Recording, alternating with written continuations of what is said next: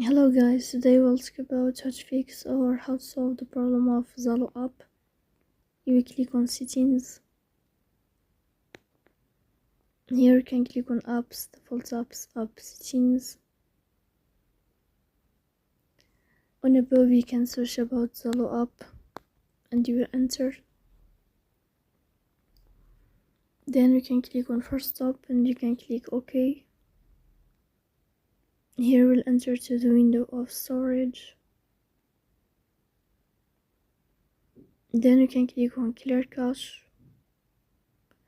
But pay attention, don't click clear data because that can delete your account. In the end, you can turn off your phone and you can wait a moment to turn on your phone again to fix that problem. So please don't forget to support us by like and subscribe. See you next time in another video.